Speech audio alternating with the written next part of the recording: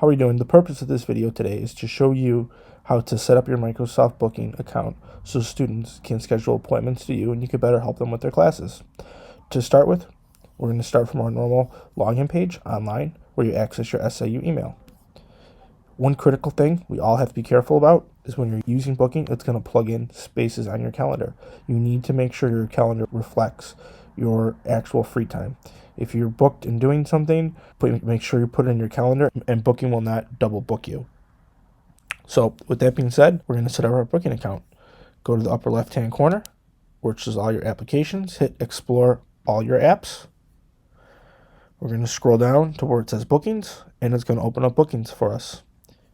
We're going to click the Go to My Bookings page to see all the meeting times you have set up. If you take a look right here, there's two different tiers. There's public and private. Public means these will appear on your booking page that you share with anyone. So if you give someone the link to your booking page, they'll be able to see it all the time. Private means that you just have to send them a specific link to that meeting for them to make a private meeting with you. We're going to make a public meeting today. You can see one I already created. This is an office meeting time, and that's 45 minutes. We're going to make an online one. We're going to hit the plus button. We're going to create a title that says, we'll call this Online Meeting Times. You can select the category of what color it shows up as in your calendar. I'm going to hit yellow, so anytime I'm meeting with a student, it really stands out to me. I can put in a description if I'd like, but I don't think I'm going to do that today. Here you can put location of the meeting, so where your office is. You can turn it on or off to have a Teams meeting link generated as well. Since this is a electronic meeting through Teams that I'm going to use to meet with students, I'm going to keep this on. When students create a meeting with me, it's automatically going to create a Teams meeting link that's going to be sent to them as well as me, so we can meet at the same time. And that link, just like all other Microsoft Teams meetings, will show up in your Outlook calendar. Down here, you can schedule the length of time you want allotted per meeting in your calendar. You can set it for 15 minutes, 30, 45 minutes. I'm going to select this for 45 minutes because I really want to meet with those students and talk to them. You can set it as a private or public. We're going to set this as public like we talked about. Then down here, we're going to be able to show what part of our calendar we want open for meetings to be plugged into. You could click regular meeting hours if you have them set up, but to me, the best option is use custom availability hours.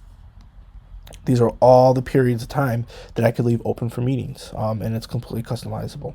For me, I'm just going to have meetings open on Mondays from 8 to 5. If I wanted to change that, I can. You know what, we'll just say 8 to 4 p.m.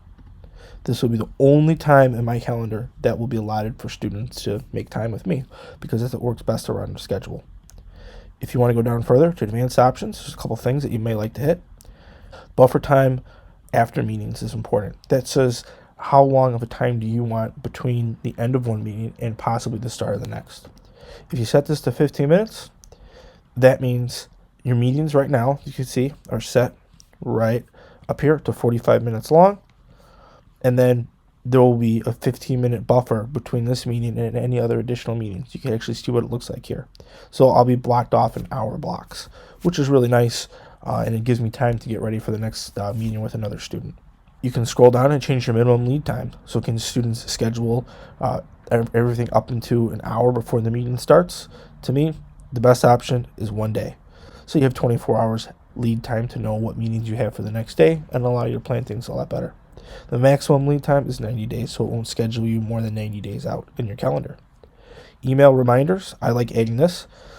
All you do is it allows you to set up an email reminder to the person so they have a reminder of what's going on about the meeting. Say they schedule it 2 months ahead of time. They may forget what it is. You can send it a week before. To me, I like sending it an hour before just so they remember what's going on and they hit saved. You could also have a follow-up email if you'd like to set it up. It goes out a certain period after your meeting, so you could just touch base with the student and ask them if they have any more questions. With everything set up, I'll hit save, and it's going to save. And as you can see, my new type of appointment, online meeting times. If I wanted to share it, I could copy a link and text message it to someone if I'd like. I could share it via email, or I could add it to my email signature.